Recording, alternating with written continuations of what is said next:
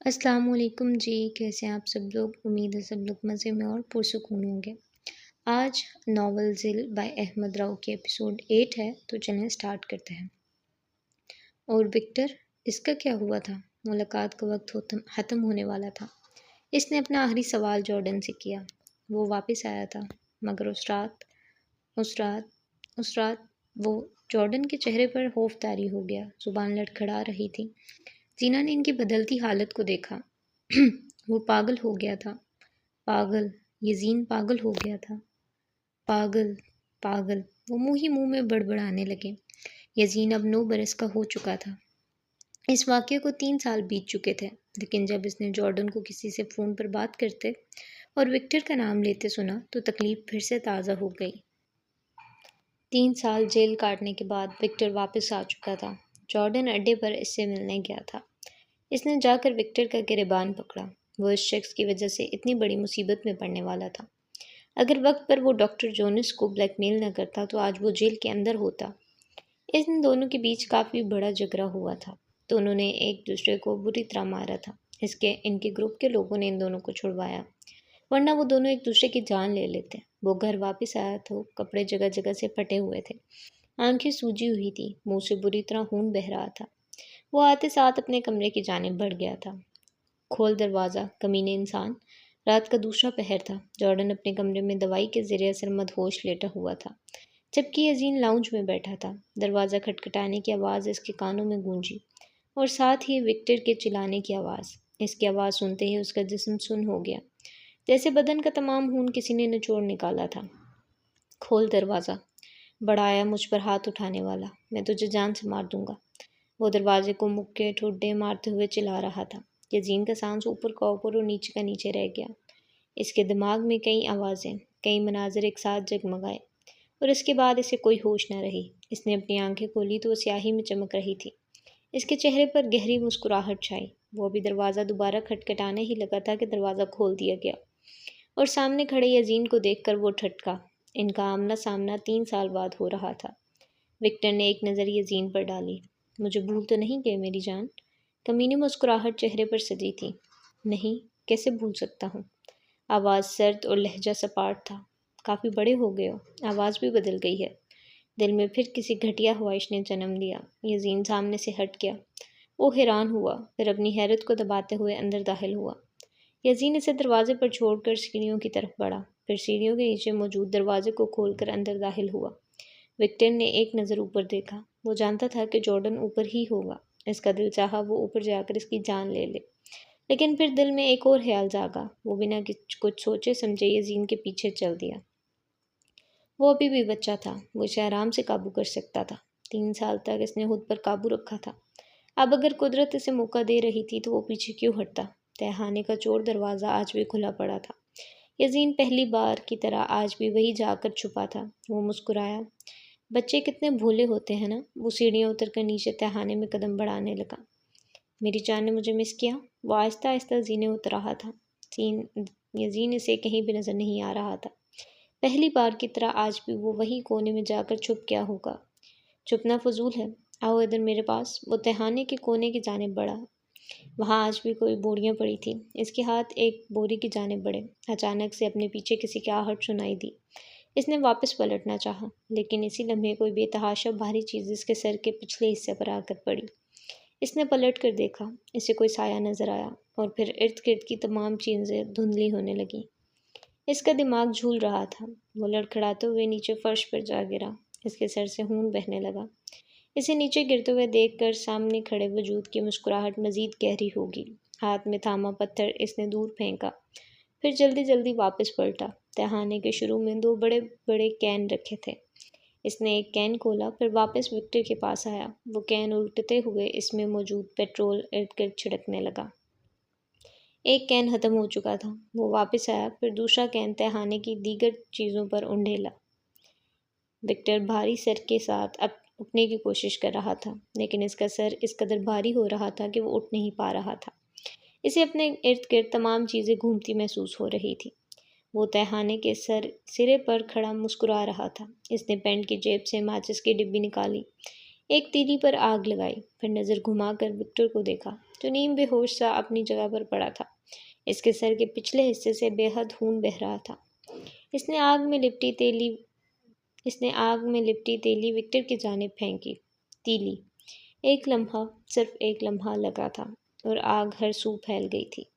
آگ میں جلتی ہر چیز کا عکس اس کی آنکھوں میں نمایاں ہوا اور اس کی آنکھیں چمک اٹھیں۔ جارڈن گہری نیند کے بعد اٹھ چکا تھا۔ اسے کسی کا دروازہ کھٹکھٹانے کی آواز آنے لگی۔ وہ آرام آرام سے نیچے بڑھا۔ Jordan, Victor? باہر اس کے گروپ کے لوگ آوازیں لگا رہے تھے۔ وکٹر جارڈن کی طرف گیا تھا۔ انہیں یہی ڈر تھا کہ کہیں وہ ایک دوسرے کو جان سے نہ مار دیں۔ اپنی آنکھیں مسلتے ہوئے اس نے دروازہ کھولا۔ وکٹر کدھر ہے؟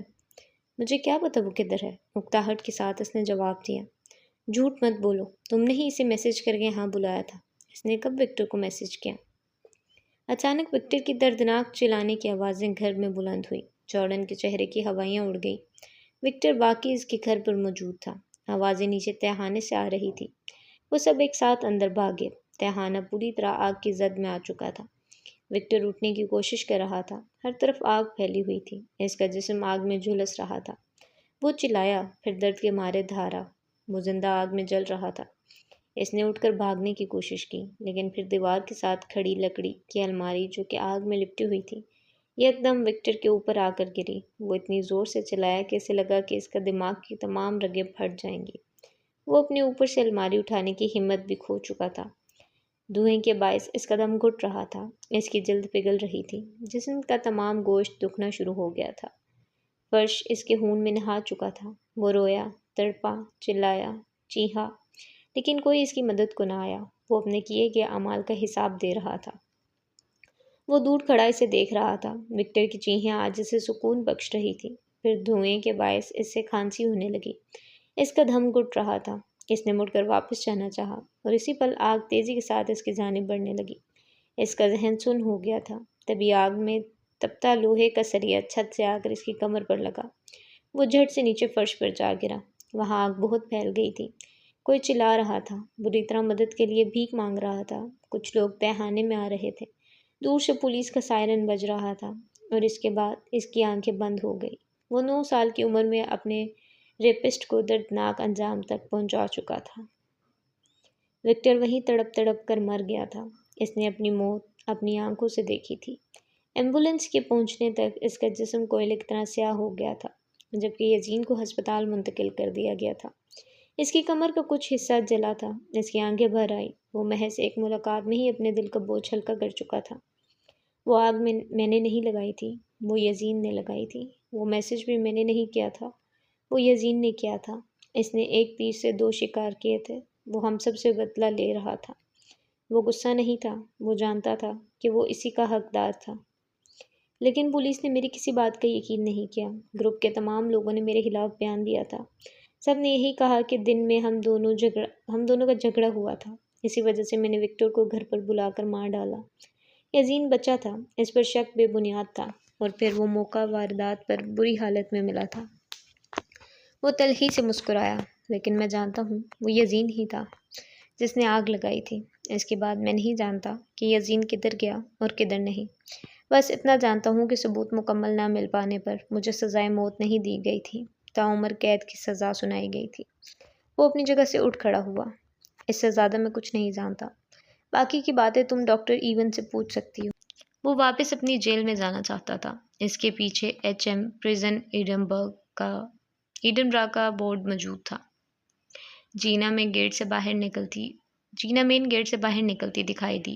خشک اور خنک ہواؤں میں اڑتی اپنی سیاہ زلفوں کو وہ بار بار پیچھے کی جانب کر رہی تھی۔ وہ پیلے، نارنجی اور سرخ پتوں کو اپنے پیروں کے نیچے رونتے ہوئے آہستہ آہستہ قدم اٹھاتی چلتی گئی۔ ارد گرد کے درختوں پر نہ ہونے کے برابر موجود بھورے اور سنہری پتے سرد اور ریگانی ہواؤں کے ساتھ اڑ اڑ کر سڑک پر آ کر گر رہے تھے۔ تو کیا واقعی یزین بس سیزوفرینیا کا شکار تھا؟ وہ بہت دیر غور کرنے کے بعد بولی، اوہ، میری یہ دوسری تھیوری بھی غلط ثابت ہوئی۔ جب میں ایک دفعہ یزین سے ملنے اس کے بورڈنگ اسکول گیا تھا۔ نفی میں سر ہلاتے ہوئے انہوں نے اس سے صوفے سے ٹیک لگائی۔ جینا اضطراب کے ساتھ اپنا پہلو بار بار بدل رہی تھی۔ سچ آخر کیا تھا؟ یزین کچھ مہینے زیر علاج رہا۔ علاج کے دوران یہ بات بھی سامنے آئی کہ یزین کو جسمانی طور پر ٹارچر کیا جا رہا تھا۔ اس کے جسم پر مار پیٹ کے نشان اس چیز کا منہ بولتا ثبوت تھے۔ ڈاکٹر ایون اس کے پاس چکر لگاتے رہتے تھے۔ السیڈیر کو جب پوری بات کا پتہ چلا تو وہ یزین سے ہسپتال ملنے آیا تھا۔ وہ کافی شرمندہ تھا۔ اسے اپنی زندگی کے مسائل میں یزین کا ہوش نہیں رہا تھا۔ وہ یہی سمجھا تھا کہ اب تک جوئس اسے اپنے ساتھ لے گئی ہوگی، لیکن پھر پوری حقیقت جاننے کے بعد وہ ہر ہفتے اس سے ملنے آنے لگا۔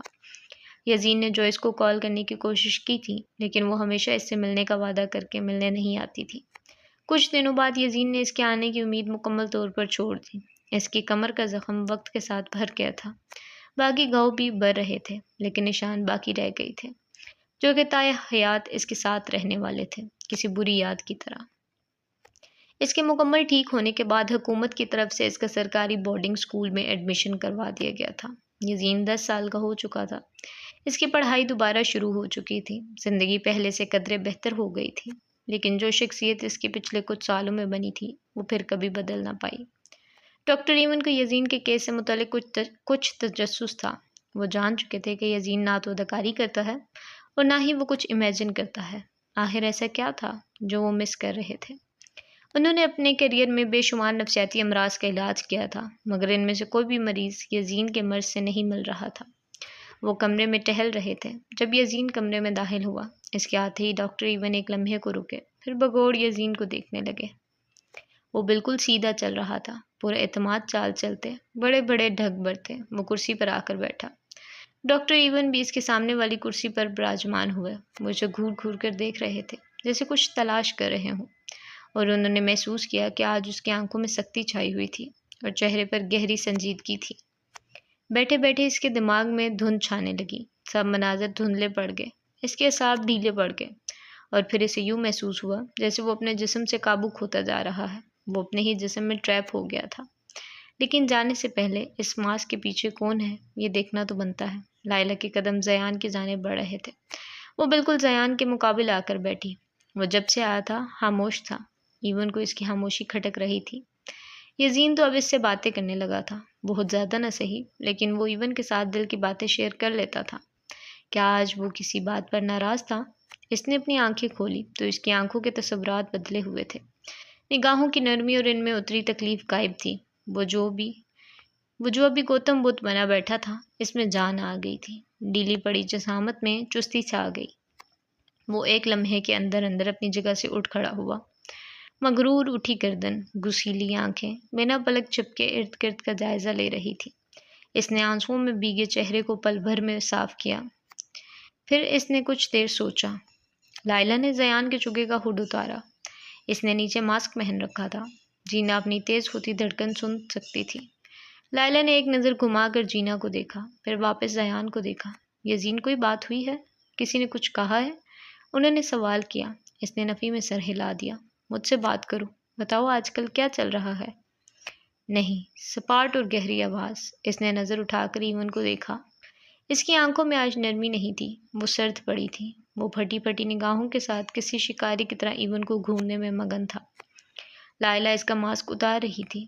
جینا نہ جانے کیوں مگر اسے روکنا چاہتی تھی، لیکن اس کے ہونٹ سل چکے تھے، گلا خشک ہو گیا تھا۔ اس کے قدموں کی چاپ لاؤنج میں گونج رہی تھی۔ وہ سیڑھیوں کے نیچے موجود کمرے میں داخل ہو رہا تھا۔ اس نے اندر کی لائٹ جلانا ضروری نہیں سمجھا۔ اسے اندھیرے ہمیشہ سے پسند تھے۔ اس رات یزین نہیں لگ رہا تھا۔ جو ڈاکٹر ایون اسے آگے کی کہانی سنا رہے تھے، جینا کسی گہری کھائی میں گرتی جا رہی تھی۔ یزین، مجھے تم سے بات کرنی ہے۔ ایون نے آہستہ سے اپنا ہاتھ اس کی ہاتھ کی جانب بڑھایا۔ اس نے جھٹ سے اپنا ہاتھ پیچھے کر دیا۔ وہ ایون کی آنکھوں میں دیکھتے ہوئے بھی اس کی حرکت کو بھانپ گیا تھا۔ یزین اتنا چالاک اور ہوشیار تو نہیں تھا، لیکن ہمیں تم سے بات نہیں کرنی۔ آج وہ مدم اور آرام کے ساتھ نہیں بول رہا تھا۔ اس کے بولنے کا انداز اکھڑا اکھڑا تھا۔ لائلہ نے اس کے چہرے سے ماسک ہٹایا۔ وہ تہھانے میں موجود تھا۔ ایون کے سامنے بیٹھی جینا کے دل نے ایک دھڑکن مس کی۔ ہم کون؟ اس نے تھوک نکلتے ہوئے سوال کیا۔ لائلہ کی آنکھیں زیان کے چہرے پر جمی تھی۔ اس نے آئینے میں اپنی بھوری آنکھوں کو گھوڑا، ہاتھ میں تھامی ڈبی سے سیاہ رنگ کی کوئی چیز نکالی۔ اب وہ آنکھوں کے گرد اپنی انگلیاں ٹکائے ان میں کچھ ڈال رہا تھا۔ ہم کون یزین؟ مجھے بتاؤ۔ وہ ذرا غصے میں بول اٹھے۔ اچانک کمرے کی تمام لائٹس آف ہو گئی۔ لائلہ ہمت کرتے ہوئے پیچھے ہٹی۔ جینا نے اپنے سینے پر ہاتھ رکھا۔ اسے لگا تھا کہ اس کا دل باہر نکل آئے گا۔ پوری گہری آنکھیں سیاہ گسیلی سرد آنکھوں میں تبدیل ہو چکی تھی۔ اس نے اپنا کوٹ اتار کر میز پر رکھا، پھر شیشے کے ساتھ لگی کونٹی پر نظر گھما کر سیاہ چگے کی جانب دیکھا۔ میں اور یزین، ہمیں تم سے بات نہیں کرنی، آئندہ ہم سے ملنے مت آنا۔ وہ دبے دبے غصے میں چلاتے ہوئے اسے دھمکی دے رہا تھا۔ جینا کی آنکھوں کے آگے اندھیرا چھانے لگا۔ حقیقت اس کے سامنے تھی، کڑوی اور رٹل حقیقت۔ اس کا دل اور دماغ دونوں ہی یہ بات تسلیم نہ کر پائے۔ وہ سیاہ چگا پہن چکا تھا، شیشے میں اس کا عکس دکھائی دیا، اس کا آہنی جسم، مضبوط بازو، ابھرتے ہوئے پٹھے، کشادہ سینہ اور شانے سیاہ چگے میں عین نمایاں تھے۔ پیچھے دیوار پر لٹکے مختلف چھڑے، چاقو اور کلہاڑیاں شیشے میں نظر آ رہی تھی۔ لائلہ کبھی زیان کی جانب دیکھتی اور کبھی جینا کی جانب۔ اسے لگا کہ وہ کوئی خواب دیکھ رہی ہے۔ اس نے پلکیں چپکی لیکن منظر تبدیل نہ ہوا۔ وہ گہرے شوق میں تھی۔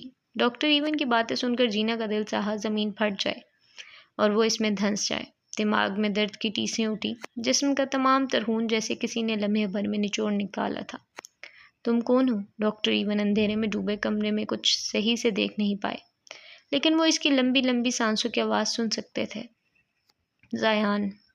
زیان یزدان، میرا نام زیان یزدان ہے۔ ڈاکٹر ایون نے ہاتھ آگے بڑھا کر اسے چھونا چاہا۔ کمرہ دوبارہ روشنی میں نہا گیا۔ انہوں نے اپنے سامنے والی کرسی کی جانب دیکھا، لیکن وہاں کوئی موجود نہ تھا۔ منہ پر ماسک چڑھائے ہوئے اس نے چگے کا ہڈ نیچے گرایا۔ وہ مکمل طور پر اندھیرے میں ڈوب چکا تھا۔ یہ تو یزین ہے۔ لائلہ نے ایک نظر جھکا کر زیان کے لٹکے چہرے کو دیکھا، پھر ایک نظر گھما کر جینا کو دیکھا جو اسے نہیں سن پا رہی تھی۔ وہ کسی اور ہی کیفیت میں خود کو سنبھالے کھڑی تھی۔ اور اس دن مجھے پتہ چلا کہ نہ یزین جھوٹا تھا نہ باقی سب۔ در حقیقت یزین ہی زیان ہے اور زیان ہی یزین ہے۔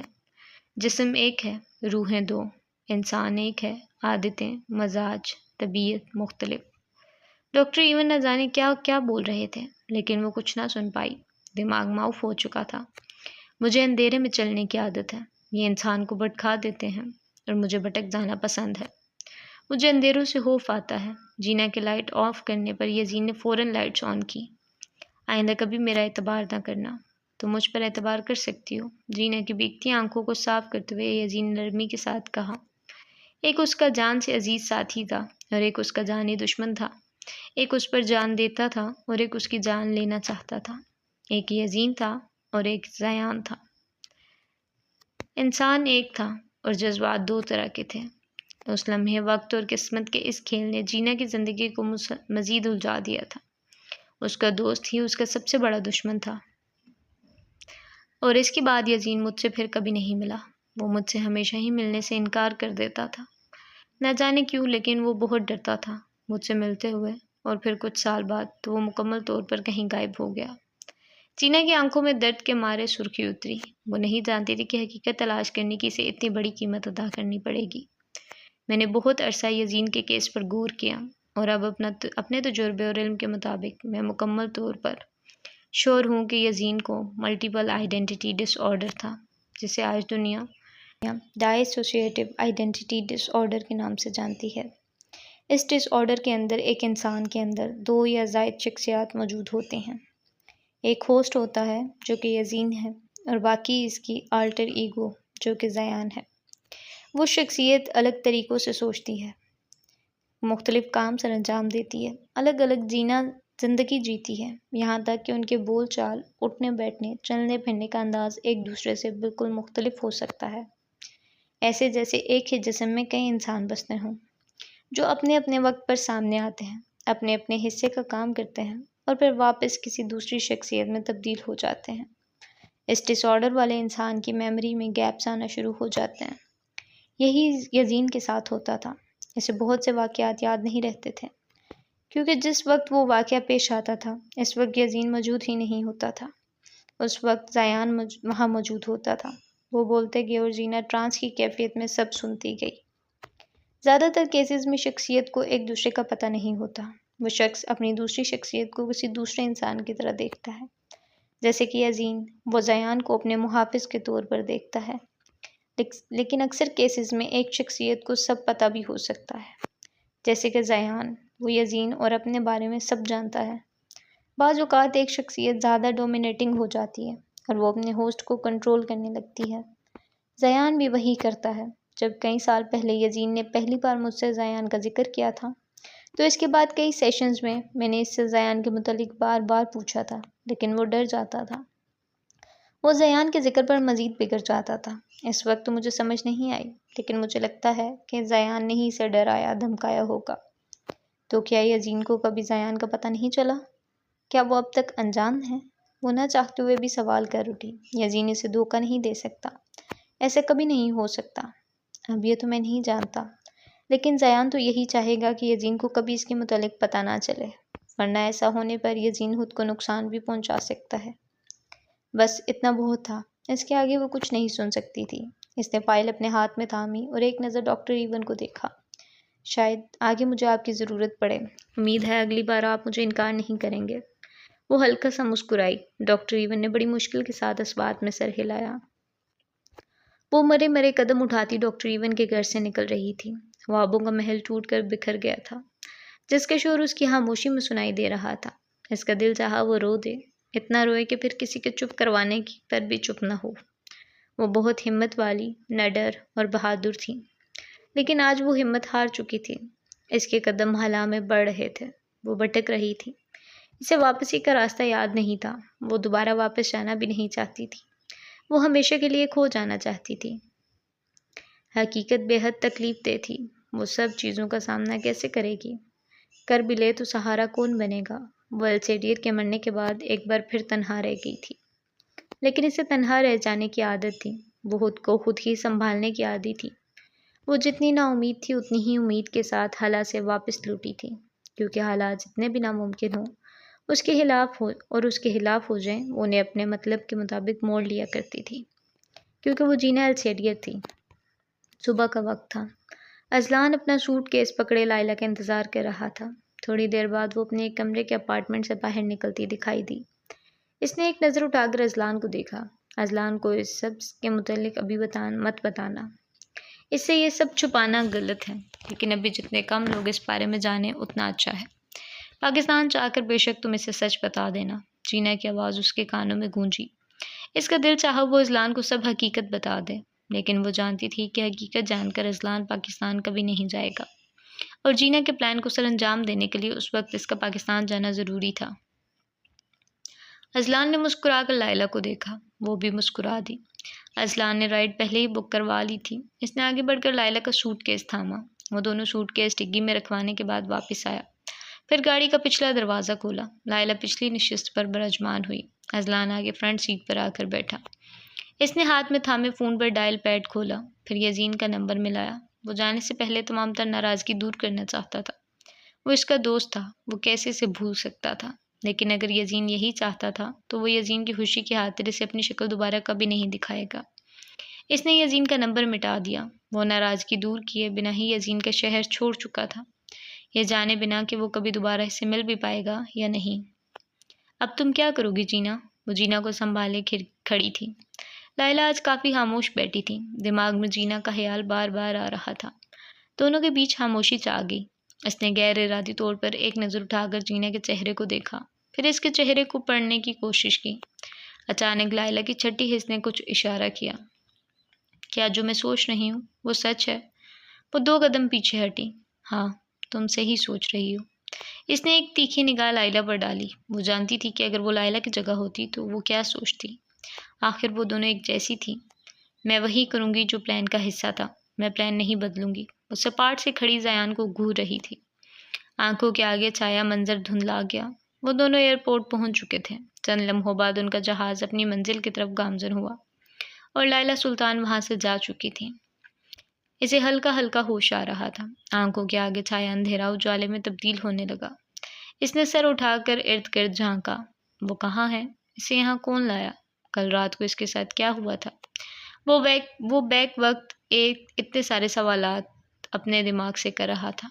اس نے ہاتھ میں تھاما چاقو کسی لڑکی کی جانب بڑھایا تھا، پھر ایک دم اس کا سر گھومنے لگا، منظر دھندلانے لگے تھے، اور پھر جب وہ دوبارہ ہلکے ہلکے ہوش میں آنے لگا تھا تو کسی نے اس کی گردن میں کچھ چبویا تھا۔ اور اس کے بعد کیا ہوا؟ اس سوال کا جواب اس کے پاس نہیں تھا۔ اس نے نظر اٹھا کر سامنے کرسی پر بیٹھی لڑکی کو دیکھا۔ وہ رات کے مقابلے میں بہت پرسکون بیٹھی تھی۔ وہ کافی کی گھونٹ مزے سے بھرتے ہوئے اخبار پڑھ رہی تھی۔ زیان نے اس کے قریب بڑھنا چاہا۔ وہ اس کی جان لے لے گا، لیکن پھر اس پر یہ حقیقت آشکار کہ وہ زنجیروں کی قید میں ہے۔ اس کے دونوں ہاتھ ہوا میں اٹھے ہوئے تھے۔ اس نے زور لگاتے ہوئے اپنے ہاتھ ہلانے کی کوشش کی، لیکن اس کے ہاتھ زنجیر میں بری طرح جکڑے ہوئے تھے۔ وہ اپنی پوری طاقت لگاتے ہوئے ہاتھ چھڑوانے کی کوشش کرنے لگا، مگر یہ سب بیکار تھا۔ اس کے پاؤں میں بیڑیاں ڈالی ہوئی تھیں۔ وہ اپنی جگہ سے اٹھنا چاہتا، لیکن اس کے پیر کے گرد ایک زنجیر بندھی ہوئی تھی، جو کہ پیچھے دیوار سے جڑی ہوئی تھی۔ اوہ، تو تم اٹھ گئے۔ Good morning. اس نے مسکراتے ہوئے زیان کی جانب دیکھا، جو کہ اسے ہونہار نگاہوں کے ساتھ دیکھ رہا تھا۔ کافی پیو گے؟ ویل، کافی تو یزین کو پسند ہے۔ تمہیں کیا پسند ہے؟ بتا دو، وہی بنا دیتی ہوں۔ اس کی آنکھوں میں غصے کے مارے سختی اتری۔ اس کا دل چاہا کہ وہ اس لڑکی کا سارا خون پی جائے۔ اوہ، میرا خون پینے کا سوچنا بھی نہیں۔ اس وقت تم میری قید میں ہو۔ اس نے طنزیہ مسکراہٹ کے ساتھ اسے دیکھا، پھر کرسی سے اٹھ کر 2 قدم آگے بڑھی۔ وہ اب تک بس اسے گھور رہا تھا۔ چند لمحوں میں ہی وہ سمجھ گیا تھا کہ وہ پوری طرح سے جینا کے رحم و کرم پر ہے۔ وہ اس کی قید میں تھا۔ رہائی کیسے حاصل کی جائے؟ اس کا جواب جاننے کے لیے اسے جینا سے بات کرنی تھی۔ وہ بالآخر جینا سے بات کرنے کے لیے تیار تھا۔ ان کا کئی بار آمنا سامنا ہوا تھا، لیکن کبھی بھی صحیح سے بات نہیں ہوئی، مگر ان دونوں کے لیے ایک دوسرے سے بات کرنا بے حد اہم تھا، کیونکہ انہیں ایک دوسرے کی ضرورت۔ باب پنجم، ماتے بساط۔ گھر میں گہری خاموشی چھائی ہوئی تھی۔ وہ بے حد آہستہ آہستہ سیڑھیاں چڑھ رہی تھی۔ سیڑھیوں کے اہتمام پر ایک دروازہ تھا۔ وہ دروازے کے پاس آ کر رکی۔ دائیں جانب ایک پن کوڈ مشین تھی۔ اس نے مشین میں پن ڈالا۔ چند سیکنڈز میں وہ دروازہ خود بخود کھل گیا۔ وہ لاؤنج میں داخل ہوئی، پھر جلدی سے اپنے کمرے کی جانب بڑھی۔ کمرے کی لائٹ جلائی تو ہر سمت سرخ روشنی پھیل گئی۔ وہ نوٹس بورڈ کے سامنے کھڑی تھی۔ نوٹس بورڈ ایک ہی شخص کی تصویروں سے بھرا پڑا تھا۔ اس نے اپنے سرخ چگے کا ہوڈ اتارا۔ اس کا چگا رات کے اندھیروں میں سیاہ معلوم ہوتا تھا، مگر روشنی میں غور سے دیکھنے کے بعد اس کا اصل رنگ پتہ چلتا تھا۔ وہ اپنے سیاہ بالوں میں انگلی پھیرتے ہوئے مستقل بورڈ پر نگاہیں جمائے کھڑی رہی۔ پھر اس نے میز سے ایک کاغذ اٹھایا، سرخ مارکر کے ساتھ اس پر کچھ لکھا اور پن کی مدد سے کاغذ کو بورڈ پر چپکایا۔ پھر 2 قدم پیچھے ہوئی۔ ان تمام تصویروں کے دائیں طرف وہ پرچی لٹک رہی تھی، جس پر زیان یزدان لکھا تھا۔ وہ کھل کر مسکرائی۔ تمام راستے صاف دکھائی دے رہے تھے۔ اب وقت تھا اپنی چال چلنے کا۔ وہ بے بسی کے ساتھ بیٹھا ارد گرد نظر گھما رہا تھا۔ وہ اس وقت کہاں ہے؟ یہاں اتنا اندھیرا کیوں ہے؟ وہ کچھ بھی سمجھنے سے قاصر تھا۔ اس کے سامنے کوئی لڑکی کرسی پر بیٹھی تھی۔ وہ اسے پہچانتا تھا۔ اس نے اپنے دماغ پر زور دینے کی کوشش کی۔ اچانک ہی اس کے دماغ کی ایک ایک رگ میں درد ہونے لگا۔ ہر طرف دھند چھا گئی۔ اس کے سوچنے سمجھنے کی صلاحیت جیسے کمزور ہو گئی تھی۔ اس لمحے وہ کچھ بھی صحیح سے پروسیس نہیں کر پا رہا تھا۔ اس نے اپنے ہاتھ پاؤں ہلانے کی کوشش کی، لیکن وہ ناکام رہا، یوں کہ وہ اپنے ہی جسم میں قید ہو کر رہ گیا تھا۔ وہ اپنے ہی بدن کو قابو نہیں کر پا رہا تھا، جیسے کوئی اور اس پر قابو کیے بیٹھا تھا۔ اس نے اپنے ہلتے لبوں کو دیکھا، لیکن وہ کیا کہہ رہے ہیں وہ سن نہیں پایا۔ اسے تمام تر مناظر دکھائی دے رہے تھے، لیکن سب کچھ اس کی سوچ سے باہر تھا۔ وہ یزین تو تھا، مگر یزین نہیں تھا۔ کوئی دوسرا شخص اس پر حاوی تھا۔ یہ سب کرنا بیکار ہے۔ ایسے کرنے سے زنجیریں نہیں ٹوٹیں گی۔ اس نے فرسٹ ایڈ باکس میز پر رکھتے ہوئے زیان کو دیکھا، جو کہ قبض سے زنجیر توڑنے کی کوشش کر رہا تھا۔ پھر وہ ہاتھ میں پانی کا گلاس اور صاف کپڑا تھامے زیان کی جانب بڑھی۔ زیان چوکنا ہو گیا، اعصاب تن کے۔ اس نے کچھ سوچنے کے لیے دماغ پر زور دیا۔ اچانک ہی اس کے سر کے پچھلے حصے میں درد ہونے لگا۔ وہ اس کے قریب آ کر بیٹھ چکی تھی۔ زیان جھٹ سے اپنی جگہ سے اٹھا، پھر اپنے دونوں ہاتھ تیزی کے ساتھ جینے کی گردن کی جانب بڑھائے۔ ایک جگہ آ کر اس نے بڑھتے ہاتھ رک گئے۔ اس نے مڑ کر دیکھا۔ زنجیر کی حد ختم ہو گئی تھی۔ اس نے زور سے زنجیر کو کھینچا۔ صرف 2 انچ زنجیر مزید ہوتی تو جینا کی گردن اس کے ہاتھ میں ہوتی۔ پتہ ہے، میں میتھس میں ہمیشہ سے اچھی تھی۔ سب کیلکولیٹ کر کے تم سے اتنے فاصلے پر بیٹھی تھی۔ جانتی تھی تم یہاں تک نہیں پہنچ سکتے۔ طنزیہ مسکراہٹ سے جائے وہ زیان پر اپنی ذہانت جتا رہی تھی۔ وہ جواب میں خاموش رہا۔ اپنا سر جھکاؤ، مجھے تمہارے زخم پر مرہم لگانا ہے۔ وہ اسے کھا جانے والی نظروں سے گھور رہا تھا۔ غصے کی بدولت اس کی سانسیں تیز تیز چل رہی تھی۔ سیاہ آنکھوں میں سرخی دوڑ رہی تھی۔ تمہیں یہ سب کرنے کی ضرورت نہیں ہے۔ بالآخر وہ بول پڑا۔ زخم میں نے دیا ہے، مرہم بھی میں ہی رکھوں گی۔ اس نے اپنے دانتوں کو بینچا۔ بند مٹی کی لرزش بتا رہی تھی کہ اس کے صبر کا پیمانہ لبریز ہونے کو تھا، لیکن وہ بس اسے گھورتا رہا۔ اس کی آنکھیں، کچھ تھا ان میں۔ زیان کو اس کی آنکھیں بہت عجیب لگی تھیں۔ جلدی کرو، اپنا سر جھکاؤ، کوئی جراثیم زخم کے اندر چلا گیا تو بیٹھے رہنا۔ اس نے ہاتھ آگے بڑھا کر زیان کے سر کو چھونا چاہا۔ زیان نے جھٹ سے اپنا سر پیچھے کر لیا۔ سیریسلی؟ تم کرنا کیا چاہتی ہو؟ پہلے تم نے مجھے ادھر قید کیا اور اب تم اچھا بننے کا ڈرامہ کر رہی ہو۔ ہر لفظ ادا کرتے ہوئے اس کے چہرے کی سختی بڑھتی گئی۔ خون کی گردش تیز ہونے کی وجہ سے اس کا جسم تپ رہا تھا۔ یہ لڑکی اس کی سمجھ سے باہر تھی۔ وہ کب کیا چاہتی تھی، اندازہ لگانا مشکل تھا۔ اب جب کہ میں جانتی ہوں کہ تم ہی یزین ہو اور تم ہی زیان ہو، تو میں تمہیں کیسے تکلیف دے سکتی ہوں؟ اگر تمہیں تکلیف ہوگی تو یزین کو بھی تکلیف ہوگی، اور یزین کو کوئی تکلیف پہنچے، میں ایسا سوچ بھی نہیں سکتی۔ وہ قدرے نرمی کے ساتھ بولی۔ زیان کے برعکس وہ پرسکون بیٹھی تھی۔ بکواس! یہ عاشق معشوقی تم یزین کے ساتھ ہی کرنا۔ میں زیان ہوں، مجھے یزین کی طرح کمزور سمجھنے کی غلطی مت کرنا۔ اور ایک بات یاد رکھنا، موقع ملتے ہی تمہاری جان میں اپنے ہاتھوں سے لوں گا۔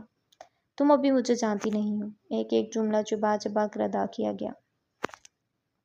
میں تمہارے بارے میں سب جانتی ہوں، زیان۔ اس نے ایک گہرا سانس بھرا۔ تم یزین کی آلٹر ایگو ہو، تم اس کی حفاظت کے لیے آئے ہو۔ لیکن آہستہ آہستہ تم اس کی شخصیت پر راغب آنے لگے۔ تم نے اسے کنٹرول کرنا شروع کر دیا۔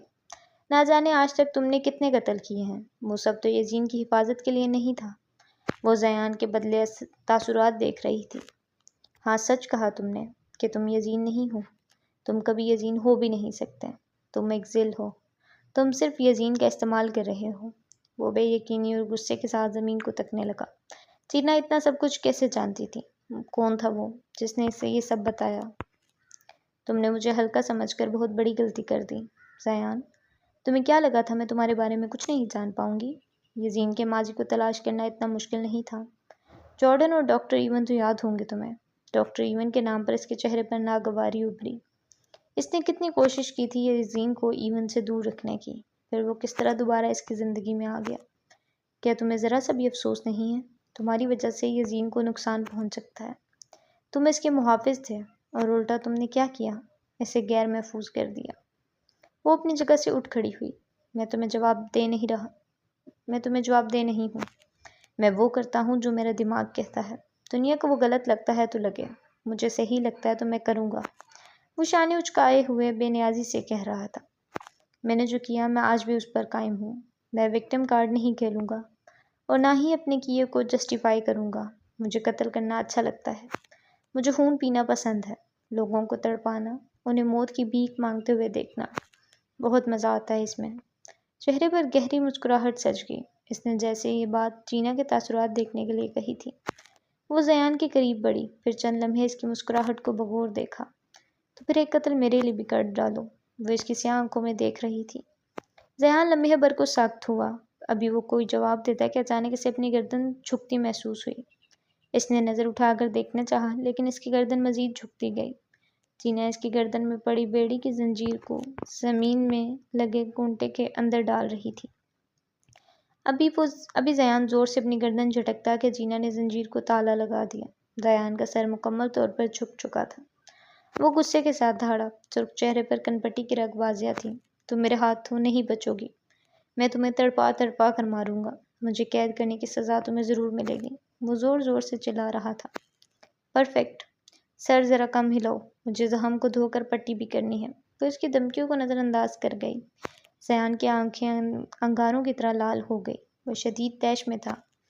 چینا نے زخم کے گرد جمع خون صاف کیا، پھر آرام کے ساتھ دوائی لگاتے ہوئے اس کے سر پر پٹی باندھی، اور وہ بس غصے کے مارے پھنکارتا رہ گیا۔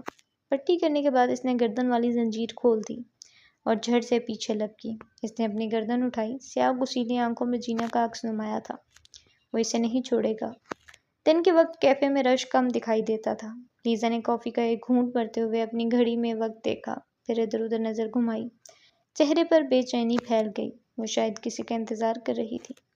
آئی ایم ریئلی سوری، میں لیٹ ہو گئی۔ وہ جلدی جلدی لیزا کے سامنے آ کر بیٹھی۔ تم اس دنیا میں رہتی ہو، اچانک کدھر غائب ہو جاتی ہو؟ کل رات بھی مجھے بتائے بغیر تم پتہ نہیں کہاں چلی گئی تھی۔ اس نے ہاتھ باندھے، آنکھوں میں ہلکی لیے جینا کی جانب دیکھا۔ کل رات مجھ پر حملہ ہوا تھا۔ ریلیکس، میں ٹھیک ہوں۔ لیزا کے چہرے کے اڑتے رنگ کو دیکھ کر اس نے جلدی سے دوسرا جملہ ادا کیا۔ یاہر کب تک چلے گا جینا؟ تم اتنی بے وقوفوں والی حرکتیں کیسے کر سکتی ہو؟ تمہیں پولیس میں رپورٹ کرنی چاہیے۔ اب تو تمہاری وہ دوست بھی ادھر نہیں ہے، اب کون کرے گا تمہاری حفاظت؟ اب اس کی نوبت نہیں آئے گی، بہت جلد یہ سب ختم ہو جائے گا۔ اس نے لیزا کا ہاتھ نرمی سے تھاما۔ وہ اسے سب حقیقت کیسے بتائے؟ نہ جانے لیزا کیسا برتاؤ کرے گی۔ اپنا فون دو مجھے۔ لیزا نے اس کے آگے ہاتھ پھیلایا۔ ایک لمحہ سوچنے کے بعد جینا نے اپنا موبائل اس کے ہاتھ میں رکھ دیا۔ یہ تم کیا کر رہی ہو؟ کافی دیر چپ رہنے کے بعد وہ بے چینی کے عالم میں بول اٹھی۔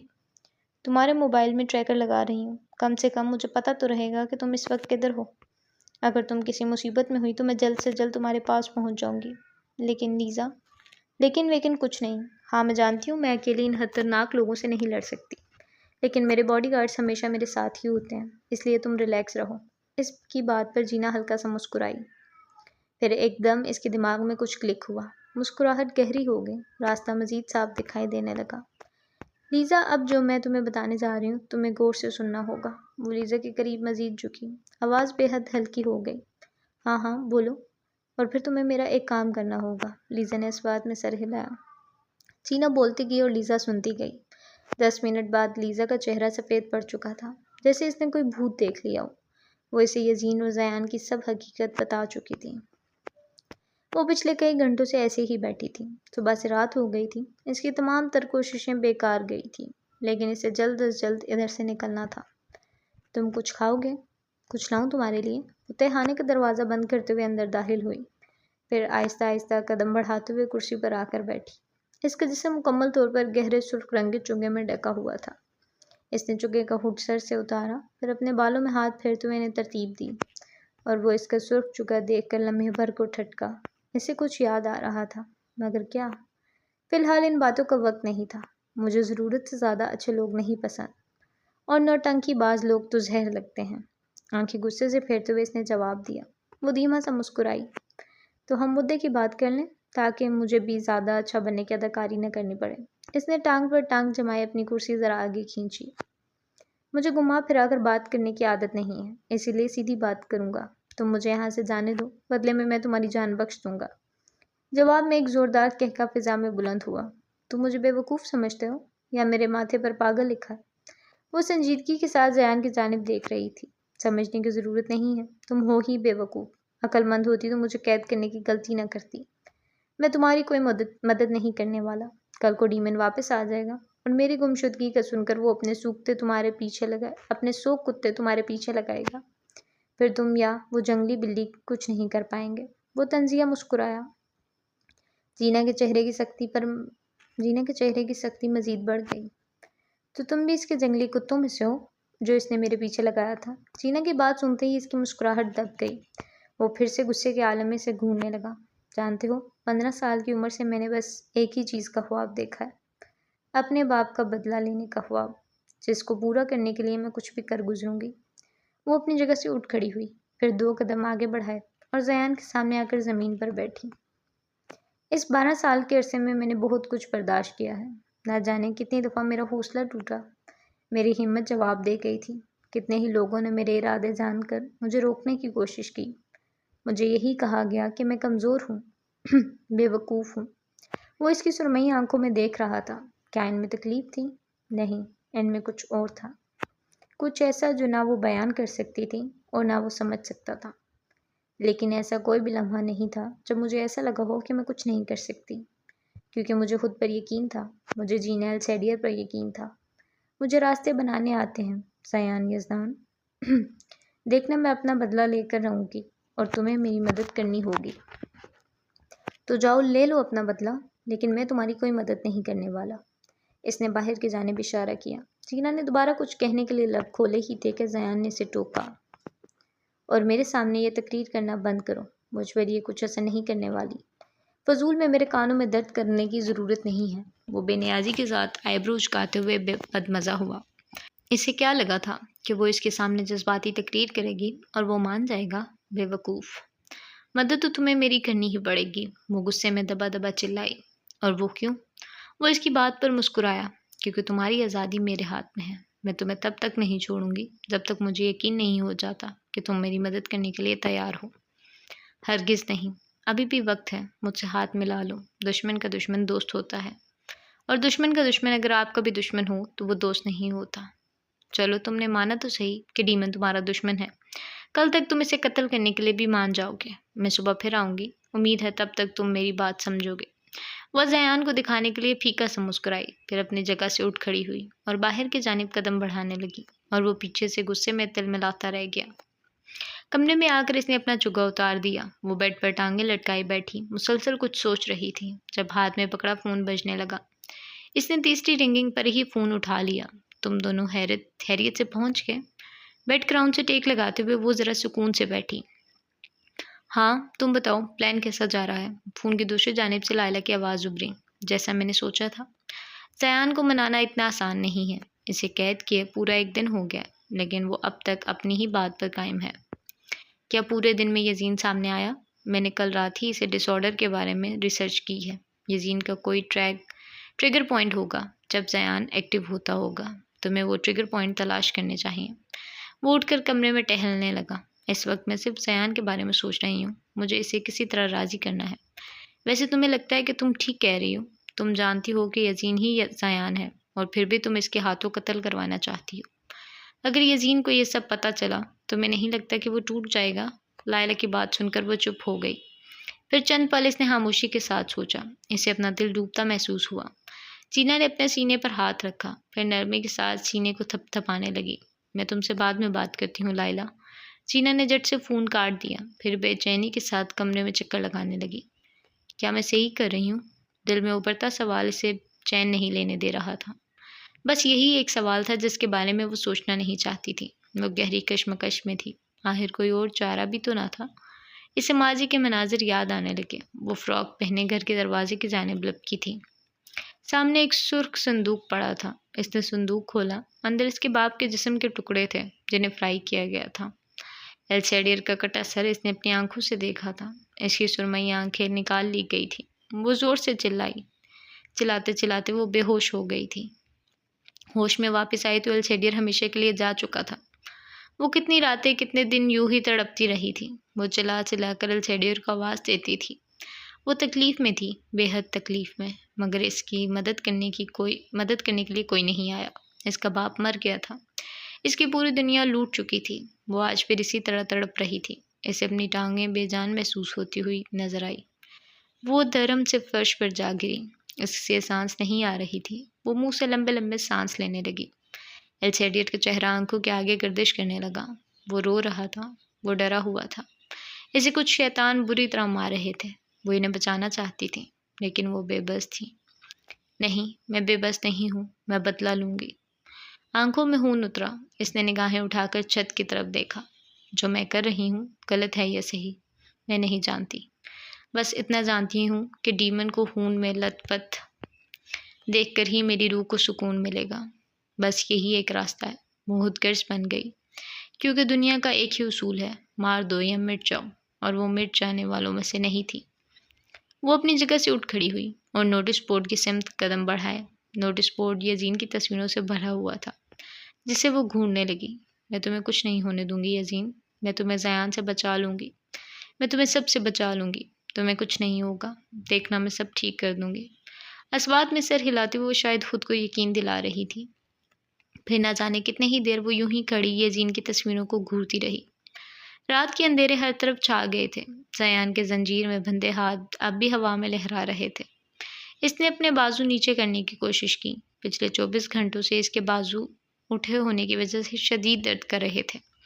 وہ کب سے اس درد کو برداشت کر رہا تھا۔ فک! زیان غصے میں دھارا۔ نہ تو وہ کھڑا ہو پا رہا تھا، نہ صحیح سے بیٹھ پا رہا تھا۔ اسے شدید بھوک بھی لگی ہوئی تھی۔ جسم درد سے چور ہو رہا تھا، لیکن اس نے پورا دن یہ سب جینا کے سامنے ظاہر نہیں ہونے دیا۔ وہ اس کے سامنے نہیں ٹوٹے گا، کبھی نہیں۔ وہ جینا کے آگے ہتھیار نہیں ڈالے گا۔ اس نے اپنی آنکھیں بند کی، پھر اپنے دماغ پر زور دیا۔ کوئی اس کے اندر سے چلا رہا تھا، یوں کہ کئی گھنٹوں قید رہنے کے بعد کوئی احتجاج کر رہا تھا۔ کوئی تھا جو اس پر حاوی ہونے کی کوشش کر رہا تھا۔ اس نے خود پر دباؤ ڈالتے ہوئے تمام تر آوازوں کو دبانے کی کوشش کی اور لمحے بھر میں ہی دماغ میں گھومتی آوازیں بند ہو گئی۔ زیان ایک بار پھر سے اس جسم پر مکمل طور پر قابو پا چکا تھا۔ وہ نچلا ہونٹ دبائے ہلکا سا مسکرایا۔ وہ زیان تھا جو بے حد طاقتور تھا۔ اس کا ہر بار غالبانہ طے تھا۔ یزین، تم مجھے قابو نہیں کر سکتے۔ ہمیشہ میں ہی غالب رہوں گا، کیونکہ میں زیان یزدان ہوں۔ میں حکومت کرنے کے لیے پیدا ہوا ہوں۔ کوئی مجھے قابو نہیں کر سکتا، کوئی نہیں۔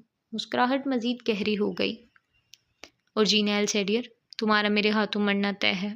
تم ہمارے بارے میں سب جان گئی ہو، اسی لیے تمہارا زندہ رہنا خطرے سے خالی نہیں ہے۔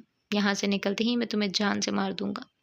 جو راز وہ کئی سالوں سے دبائے بیٹھا تھا، جینا وہ راز جان چکی تھی۔ اس کا مرنا لازمی تھا۔ سیاہ گھٹاؤں نے ایڈنبرا کو گھیرا ہوا تھا۔ آسمان پر سیاہی کے بیچ سرخی بھی دکھائی دے رہی تھی۔ ایسا لگ رہا تھا جیسے آج بارش کی جگہ خون کی ندیاں بہیں گی۔ وہ لونا کو کھانا ڈالتے ہوئے یزین کے گھر سے باہر نکلی۔ تیز طوفانی ہواؤں میں اس کا سرخ چگا اڑ رہا تھا۔ چند منٹوں کے بعد وہ اس تہھانے میں موجود تھی۔ وہ اسے بنا پلک جھپکائے گزیلی آنکھوں سے تک رہا تھا۔ جواب میں وہ بھی اسے گھونڈنے لگی۔ تو کیا فیصلہ کیا تم نے؟ اس نے آئی برو جھکاتے ہوئے سوال کیا۔ پھر وہ اس کے سامنے کرسی جما کر بیٹھ گئی۔ مجھے یہاں سے جانے دو اور میں تمہاری جان بخش دوں گا۔ وہ اب تک اپنی بات پر قائم تھا۔ آنکھیں تکن سے چور تھیں، مگر ان میں سرخی برابر تھی۔ چہرے پر چھائی تکلیف اس نے جینا کے آتے ہی جڑ سے چھپا لی تھی۔ اس کا چہرہ سرد اور سپاٹ تھا، جیسے اسے کچھ فرق ہی نہیں پڑ رہا تھا۔ اور تمہیں لگتا ہے کہ میں ایسا کروں گی؟ وہ طنزیہ مسکرائی۔ کبھی نہیں۔ جھٹ سے مسکراہٹ غائب ہو گئی۔ ایک بار میرے ہاتھ کھول دو، پھر میں بتاتا ہوں تم کیا کرو گی اور کیا نہیں۔ اتنی بولی نہیں ہوں میں۔ تمہیں دیکھ کر لگتا بھی نہیں چالاک لومڑی ہو تم۔ اس نے حقارت بھری نگاہوں سے اسے دیکھتے ہوئے کہا۔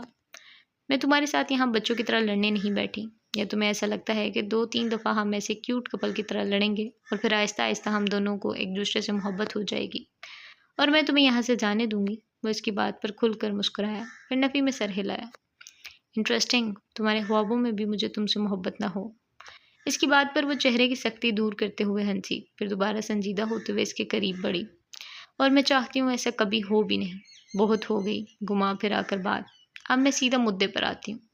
زیان نے بے نیازی کے ساتھ ادھر ادھر دیکھا۔ وہ اس کی کسی بات میں دلچسپی نہیں رکھتا تھا۔ آج رات کو ڈیمن ایڈنبرا واپس آ رہا ہے اور میں چاہتی ہوں کہ تم مجھے اس کے پاس لے کر چلو۔ وہ لمحے بھر کو حیران ہوا، پھر چونک کر جینا کی جانب دیکھا۔ اور پھر تم میرے سامنے اس کا قتل کرو؟ وہ بدمزہ ہوا۔ پہلے ہی پتا تھا کہ وہ یہی بات کرے گی۔ اور اس سب میں میرا کیا فائدہ ہے؟ بدلے میں تمہیں جانے دوں گی۔ وہ کرسی سے ٹیک لگاتے ہوئے بولی۔ اگلے ہی لمحے زیان کا زوردار قہقہ کمرے میں گونجا۔ ڈیمن نے مجھے 1,00,000 پاؤنڈ دیے ہیں تمہیں پکڑنے کے لیے۔ تو تمہیں پیسے چاہیے؟ کتنی رقم لوگے ڈیمن کو مارنے کی؟ ویسے اتنے پیسوں کا کرتے کیا ہو تم؟ طنزیہ نگاہ زیان پر ڈالی۔ پہلی بات، میں ان پیسوں کا جو بھی کروں تمہیں اس سے مطلب نہیں ہونا چاہیے۔ اور دوسری بات، ہاں مجھے پیسے چاہیے، مگر تم مجھے افورڈ نہیں کر سکتی۔ تو بہتر ہے مجھے یہاں سے جانے دو، ورنہ تمہاری موت میرے ہاتھوں پکی ہے۔ میں تمہاری کوئی مدد نہیں کرنے والا۔ اس نے صاف گوئی کے ساتھ جواب دیتے ہوئے جینا کو دیکھا۔ اور اگر تم ڈیمن کو مار دیتے ہو تو سوچو تم اس گینگ پر حکومت کر سکتے ہو۔ تم مزید طاقتور ہو جاؤ گے۔ سب تمہارے ہاتھ میں ہوگا۔ صرف ایک ڈیمن کی موت ہم دونوں کے راستے آسان کر سکتی ہے۔ تمہیں میری موت کچھ فائدہ نہیں دے گی۔ صرف تمہاری موت میرا راستہ آسان کر سکتی ہے۔ ڈیمن کو آج نہیں تو کل میں مار ہی دوں گا، مگر تم میرا راز جان چکی ہو۔ تمہیں کیسے زندہ چھوڑ دوں، یہ جانتے ہوئے کہ تم یزین کے کتنے قریب ہو؟ میں تمہیں ایسے نہیں چھوڑ سکتا۔ جینا لمحے بھر کو چپ ہو گئی۔ تم مجھے نہیں مار سکتے زیان، یزین ایسے کبھی نہیں ہونے دے گا۔ وہ پر امید تھی۔ اسے یزین پر یقین تھا۔ یزین کو میں کنٹرول کرتا ہوں، وہ مجھے نہیں۔ میں جو چاہوں کروں، یزین مجھے روکنے کی ہمت نہیں رکھتا۔ وہ پورے اعتماد کے ساتھ بولا۔ جینا خاموش ہو گئی، پھر اپنا سر جھکائے کچھ سوچنے لگی۔ اچانک اس کے سیاہ چوگے کے اندرونی جیب میں رکھا فون بجنے لگا۔ تو انہوں نے باری باری ایک دوسرے کو دیکھا۔ زیان نے ہاتھ اپنی جیب میں ڈالنے کی کوشش کی، مگر اس کا ہاتھ پہنچ نہیں پایا۔ مجھے فون اٹھا کر دو۔ اور اس بات کی کیا گارنٹی ہے کہ میں تمہاری پاس آؤں گی تو تم مجھے کچھ نہیں کرو گے؟ اس نے متلاشی نگاہوں کے ساتھ زیان کو دیکھا۔ اگر تم چاہتی ہو کہ ڈیمن کو میرے قید ہونے اور اس سب میں تمہارا ہاتھ ہے، اس کا پتہ نہ چلے، تو مجھے فون اٹھا کر دو۔ میں تمہیں کچھ نہیں کروں گا، وہ غصے میں دبا دبا چلایا۔ تمہارا ریکارڈ اچھا ہوتا تو تمہاری بات کا اعتبار کر بھی لیتی۔ میں نے کہا مجھے میرا فون اٹھا کر دو، میں تمہیں کچھ نہیں کروں گا۔ وہ اتنی زور سے چلایا کہ زینہ ایک لمحے کو کانپ اٹھی، پھر خود کو سنبھالتے ہوئے آگے بڑھی، چگے کی جیب سے فون باہر نکالا۔ اس نے کال اٹھاتے ہوئے فون کو اسپیکر پر لگا دیا اور زیان بس غصے سے اسے دیکھتا رہ گیا۔ زیان، فون کی دوسری جانب سے آواز آئی۔ زیان کے اشارہ کرنے پر زینہ نے فون اس کے کان کے قریب کیا۔ ہاں، سن رہا ہوں۔ اس نے نگاہ اٹھا کر زینہ کو دیکھا، جو بے حد غور کے ساتھ ان کی باتیں سن رہی تھی۔ ایک گڑبڑ ہو گئی ہے۔ ڈیمن کو ہمارے پلان کا پتہ چل گیا ہے۔ وہ جان گیا ہے کہ ہم گینگ کو اس کے خلاف کر رہے ہیں۔ تمہیں چوکنا رہنا ہوگا۔ وہ آج واپس آتے ساتھ سب سے پہلے تمہیں ڈھونڈے گا۔ اور ابھی اس کی بات جاری تھی کہ زینہ نے فون کاٹ دیا۔ زیان کا چہرہ مزید تن گیا۔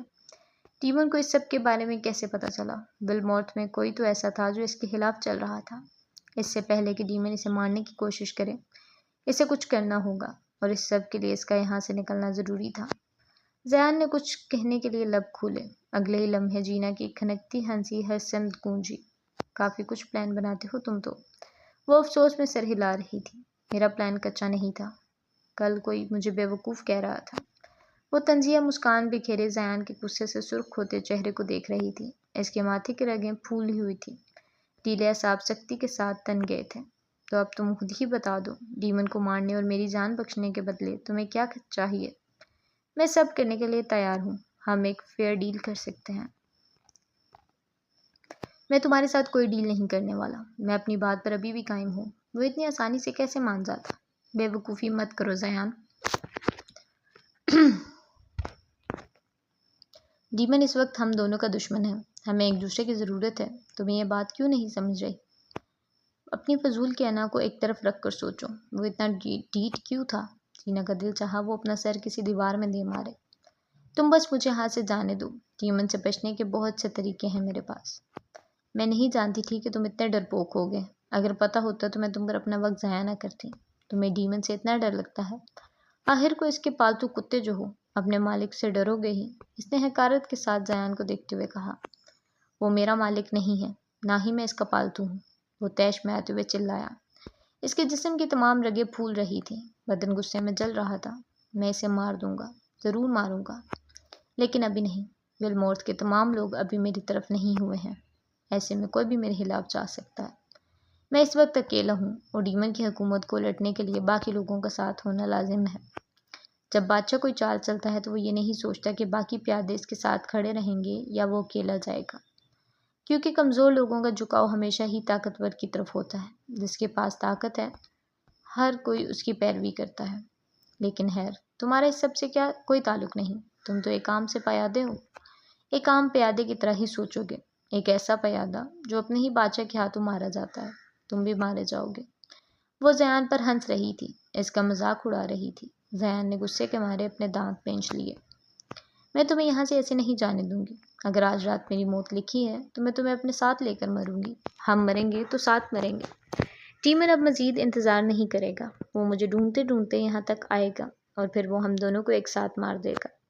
فیصلہ تمہارا ہی ہاتھ میں ہے۔ تمہیں میرے ساتھ مل کر ڈیمن کی بساط کو الٹنا ہے یا وہ جملہ مکمل کیے بنا خاموش ہو گئی۔ زیان نے لمحے بھر کو زینہ کو دیکھا، پھر زنجیروں میں بندھے اپنے ہاتھوں کو دیکھا۔ وہ یوں بے بسی کے ساتھ نہیں مرنا چاہتا تھا۔ وہ ڈیمن کی بساط الٹے گا، چاہے اس کے لیے اسے کچھ بھی کرنا پڑے۔ ٹھیک ہے، لیکن اس کے بدلے میں مجھے کچھ چاہیے۔ زینہ کا چہرہ خوشی سے کھل اٹھا۔ آخر کار وہ مان ہی گیا۔ تو بتاؤ کیا چاہیے تمہیں؟ فی الحال تو چیز کیک اور کافی چاہیے۔ کافی صرف یزین کو نہیں، مجھے بھی پسند ہے۔ وہ پرسکون سے انداز میں کندھے ڈھیلے چھوڑے بیٹھا تھا۔ زینہ نے ایک چبھتی نگاہ اس پر ڈالی، لیکن پھر خاموشی سے اٹھ کر باہر چلی گئی۔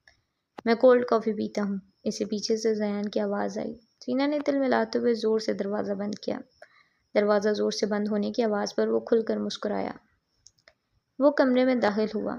آئیونا تیار بیٹھی تھی۔ کچھ دیر بعد ان کی واپسی کی فلائٹ تھی۔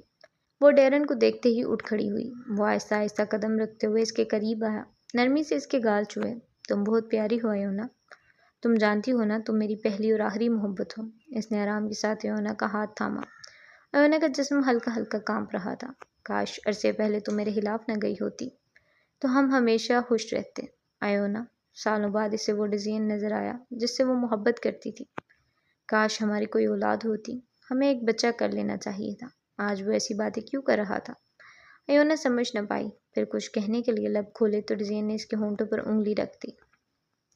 میں جانتا ہوں تم کیا کہنا چاہتی ہو، لیکن اس کے لیے ڈیڈ کبھی نہ مانتے، اور ویسے بھی مجھے بچے ہمیشہ سے بالکل نہیں پسند، یہ بس بڑھتی عمر کا تقاضا ہے۔ وہ سر جھکائے بیڈ پر بیٹھ گیا۔ ایونا بھی اس کے ساتھ جا بیٹھی۔ تمہیں بچے کیوں نہیں پسند ڈیزین؟ اس نے ڈرتے ڈرتے سوال کیا۔ ڈیرن کی آنکھوں میں تکلیف اتری۔ سوال بہت سادہ تھا، مگر جیسے اس سوال نے اسے توڑ دیا تھا۔ کیونکہ میں اپنے بچوں کو اپنے جیسا بنتے نہیں دیکھنا چاہتا تھا۔ جو نفسیاتی پن میرے باپ سے مجھ میں منتقل ہوا، میں نہیں چاہتا تھا کہ وہ میرے بچوں میں بھی منتقل ہو۔ میں اس جنریشنل ٹراما کو توڑنا چاہتا تھا۔ میں نے اپنے ڈیڈ کو مارا تھا۔ میں نہیں چاہتا تھا کہ میری اولاد مجھے مارے۔ بس اسی خوف کی وجہ سے میں نے کبھی اولاد کی خواہش نہیں کی۔ ایونا نے اس کی کمر تھپ تھپائی۔ وہ چپ چاپ بیٹھا رہا۔ اپنے ڈیڈ کا ذکر کرتے ہوئے اس کے چہرے پر خوف کی ایک لہر دوڑی، لیکن اگلے ہی لمحے اس نے خود کو پرسکون کر لیا۔ میں نے بہت قتل کیے ہیں، بے قصور لوگوں کو تڑپایا ہے، تمہیں بھی تکلیف پہنچائی ہے، لیکن جانتی ہو سب سے مزے کی بات کیا ہے؟ مجھے کسی بھی چیز کا ذرا بھی افسوس نہیں ہے۔ چہرے پر چھائی مسکان گہری ہو گئی۔ اس کی کمر تھپ تھپاتے ایونا کے ہاتھ تھم گئے۔ مجھے بہت مزہ آتا ہے انسانوں کو تڑپتا دیکھ کر۔ مجھے انسانی خون سے عشق ہے۔ چیختے چلاتے تڑپتے آنسوؤں کی سسکیاں سن کر میرے کان پرسکون ہو جاتے ہیں۔ جب وہ اپنی زندگی کے لیے مجھ سے بھیک مانگتے ہیں تو ایسا لگتا ہے میں ان کی زندگیوں کا مالک ہوں۔ اس کا پرجوش کہکا کمرے میں گونجا۔ وہ اپنے طاقت کے نشے میں چور تھا۔ ایونا اس سے الگ ہو گئی۔ میں نے بہت سی لڑکیوں کے ساتھ راتیں گزاری ہیں، لیکن جس لڑکی کے ساتھ میں آج رات گزارنے والا ہوں وہ بہت خاص ہے۔ اس کے ساتھ مزے کرنے کے بعد میں اسے جان سے مار دوں گا۔ اسے اتنا تڑپاؤں گا کہ اس کی روح تک کانپ اٹھے گی۔ وہ مجھ سے خود موت کی بھیک مانگے گی۔ وہ آج رات میرے ہاتھوں نہیں بچ پائے گی۔ وہ شاید اپنے آپ سے بات کر رہا تھا۔ آنکھیں چمک رہی تھیں، چہرے پر کمینی مسکراہٹ چھائی ہوئی تھی۔ ایونا نے بے اختیار اپنا ہاتھ اپنے دل پر رکھا۔ اس کا دل بے قابو ہو رہا تھا۔ وہ اس شخص کے نفسیاتی پن کی کبھی عادی نہیں ہو سکتی تھی۔ وہ ایک ہاتھ میں چیز کیک والی ٹرے تھامے دوسرے ہاتھ سے زیان کو کیک کھلا رہی تھی۔ بھوک کی شدت حد سے بڑھ گئی تھی۔ وہ بنا کوئی بحث کیے چپ چاپ جینا کے ہاتھ سے کیک کھا رہا تھا۔ کیک ختم ہونے کے بعد جینا نے کافی والے مگ میں اسٹرا ڈال کر یہ زیان کی جانب بڑھایا۔ وہ منہ میں اسٹرا ڈالے کافی پی رہا تھا۔ تو اب کیا فیصلہ ہے تمہارا؟ وہ کافی کے آخری گھونٹ بھر چکا تھا۔ میں ڈیمن کو مارنے کے لیے راضی ہوں۔ تم نے صحیح کہا تھا، تمہارا اور میرا دشمن ایک ہی ہے، اور اس بات کی کیا گارنٹی ہے کہ ڈیمن کو مارنے کے بعد تم مجھے کچھ نہیں کرو گے؟ وہ کافی کا مگ واپس میز پر رکھ کر اس کی طرف متوجہ ہوئی۔ اس کے لیے تمہیں میرے ساتھ ڈیل کرنی ہوگی۔ کیسی ڈیل؟ تم یزین کی زندگی سے ہمیشہ ہمیشہ کے لیے چلی جاؤ گی، وہ بڑے آرام سے کہہ رہا تھا، جیسے یہ بہت معمولی سی بات تھی۔ جینا اپنی جگہ سے ہل نہ پائی۔ اگر تم اس کی زندگی سے نہیں جاؤ گی تو مجھے تمہیں مارنا ہوگا۔ فیصلہ تمہارا اپنا ہے، اس نے گردن کو ارد گرد گھماتے ہوئے لاپرواہی کے ساتھ کہا۔ وہ چند لمحوں کے لیے کچھ نہیں بولی، پھر زیان کی جانب بڑھی۔ زیان میری زندگی میں تب آیا، یزین میری زندگی میں تب آیا تھا جب میں سب کچھ کھو چکی تھی۔ اس نے مجھے جینے کی امید دلائی۔ ایک وہی ہے جو میری سنتا ہے، جو میرے کہنے پر سب کرنے کو تیار ہو جاتا ہے۔ اسے ایک دن کے لیے نہ دیکھوں تو مجھے سکون نہیں آتا، کیونکہ میں اس سے obsessed ہوں۔ وہ میری زندگی کا کل اثاثہ ہے، یزین صرف میرا ہے۔ زیان خاموشی کے ساتھ اس کی سرمئی آنکھوں میں دیکھ رہا تھا۔ آنکھوں پر مت جانا، جھوٹی ہیں یہ۔ اور زیان نے اگلے ہی لمحے محسوس کیا کہ وہ اس کی آنکھوں کو نہیں پڑھ رہا تھا، وہ اسے اپنی آنکھیں پڑھنے نہیں دے رہی تھی۔ زیان نے دوسری جانب دیکھا تو جینا نے اپنی بات مکمل کی۔ لیکن ساری زندگی میں نے ایک امید کے ساتھ گزاری ہے کہ ایک دن میں اپنا بدلہ لے لوں گی، اور اپنے بدلے کے اتنے قریب پہنچ کر میں واپس نہیں ہٹوں گی۔ مجھے تمہاری ہر شرط منظور ہے۔ میں یزین کی زندگی سے ہمیشہ کے لیے چلی جاؤں گی۔ تم اپنی زندگی جینا، میں زندگی جیوں گی، اور یزین، اسے کبھی کچھ پتہ نہیں چلے گا۔ دی ہیپی اینڈنگ۔ اپنی بات ختم کرتی اس کی آنکھوں کے تاثرات بدل گئے۔ وہ بنا کچھ بولے بس اسے گھورتا گیا۔ کہا نا، میری آنکھوں پر مت جانا، یہ جھوٹ کہتی ہے، ان میں فریب بستا ہے، یہ تمہیں لے ڈوبیں گی۔ آنکھیں مزید گہری ہو گئی۔ اسے جینا کے چہرے پر بس آنکھیں ہی آنکھیں دکھائی دے رہی تھی۔ وہ کچھ اور دیکھ ہی نہیں پایا۔ میں ڈوبنا چاہوں گا، پچھتاؤ گے۔ زیان نہیں پچھتاتا، ان آنکھوں کی گہرائیوں میں ڈوب کر ہی میں فیصلہ کر پاؤں گا کہ تم اعتبار کے قابل ہو یا نہیں۔ میں انسان کی زبان سے زیادہ اس کی آنکھوں پر یقین کرتا ہوں۔ سیاہ آنکھیں سرمئی آنکھوں پر جم گئی۔ تو پھر دیکھو میری آنکھوں میں اور بتاؤ میں اعتبار کے قابل ہوں یا نہیں۔ وہ مزید اس کے قریب آئی۔ ہر سو اندھیرا چھانے لگا۔ زیان اس کی آنکھیں بے حد قریب سے دیکھ سکتا تھا۔ وہ کئی لمحے ان میں دیکھتا رہا اور اس نے وہی دیکھا جو جینا اسے دکھانا چاہتی تھی۔ میرے ہاتھ کھولو۔ اسواد میں سر ہلاتے ہوئے اس نے اپنے دونوں ہاتھوں کی طرف اشارہ کیا۔ وہ اعتبار کے قابل نہیں تھی، کم سے کم زیان کے لیے تو نہیں، لیکن اس کے پاس اور کوئی چارہ نہیں تھا۔ 1 منٹ۔ وہ پیچھے ہٹی، پھر چند منٹ میز پر جھکی کھڑی رہی۔ اس نے اپنے چگے کے اوپر والی جیب سے پین نکالا۔ پین کے ڈھکن میں ایک منی کیمرہ لگا تھا۔ کیمرے کی سائڈ پر ایک مائکرو چپ تھی۔ اس نے میز پر پڑی USB کے اندر چپ ڈالی، پھر لیپ ٹاپ میں USB لگائی۔ چند لمحوں بعد وہ لیپ ٹاپ لے کر زیان کے پاس آئی۔ جارڈن کا بیان، ڈاکٹر ایون کی رپورٹ، اور سب سے بڑھ کر کل جو تم نے اعتراف جرم کیا تھا جو کہ اس چپ میں محفوظ تھا، یہ سب میں کسی کو آگے فارورڈ کر چکی ہوں۔ اگر مجھے کچھ بھی ہوا تو تمہاری حقیقت دنیا کے سامنے آ جائے گی، اور پھر تم جانتے ہو کہ کیا ہوگا۔ اس نے ای میل ID چھپاتے ہوئے اسکرین اس کے سامنے کی۔ زیان کے چہرے کی نرمی پوری طرح غائب ہو گئی۔ غصے سے اس کا منہ دوبارہ سرخ پڑ گیا۔ تم نے مجھے دھوکہ دیا۔ اپنی حفاظت کے لیے مجھے جو کرنا پڑا میں کروں گی۔ جب تک میں محفوظ ہوں تم بھی محفوظ ہو۔ ڈیمن کو مارنے کے بعد ہم اپنے اپنے راستے جدا کر لیں گے۔ نہ تم میرے راستے میں آؤ گے اور نہ ہی میں۔ ایک پل کے لیے اس نے جینا کو گھورا۔ اس کا دل چاہ رہا تھا کہ وہ جینا کی گردن دبوچ لے، لیکن اس نے نہ چاہتے ہوئے بھی اس بات میں سر ہلا دیا۔ میں تمہارے ہاتھ کھولنے جا رہی ہوں، کوئی بھی چالاکی کرنے کی کوشش مت کرنا۔ اس نے زیان کو وارننگ دیتے ہوئے قدم آگے بڑھائے، پھر ایک ایک کر کے اس کی تمام زنجیریں کھول دی گئیں۔ آخری زنجیر کھولتے ہوئے وہ اس کے سامنے آ کر کھڑی ہوئی۔ وہ آزاد تھا۔ زیان اپنی جگہ پر کھڑا ہو گیا۔ اسے لگتا ہے کہ میں یزین کو چھوڑ دوں گی اور اپنا راستہ الگ کر لوں گی۔ اس نے ایسا سوچا بھی کیسے؟ ڈیمن کو مروانے کے بعد میں سب سے پہلے اسے یزین کی زندگی سے باہر نکالوں گی۔ میں یزین کی ہر ذل سے حفاظت کروں گی۔ وہ دل ہی دل میں سوچ کر مسکرائی، پھر نظر اٹھا کر سیاہ چوگے والے شخص کو دیکھا۔ اسے لگتا ہے کہ میں اس کی دھمکیوں سے ڈر جاؤں گا۔ ڈیمن کو مارنے کے بعد میرا اگلا شکار تم ہی ہو۔ جینا الچیڈیر، تمہاری جان بخشنے کی غلطی میں نہیں کروں گا۔ وہ کھل کر مسکرایا، پھر نظر جھکا کر سرخ چگے والی لڑکی کو دیکھا۔ اس وقت ان دونوں کی قسمت چاہتی تھی کہ وہ ایک ساتھ کام کریں، لیکن اس کے بعد کیا ہوگا کوئی نہیں جانتا تھا۔ So G this is the end of this episode. Hope you will like it. Please like, share, subscribe and comment. ملتے ہیں ایک نیکسٹ ایپیسوڈ کے ساتھ۔ اللہ حافظ۔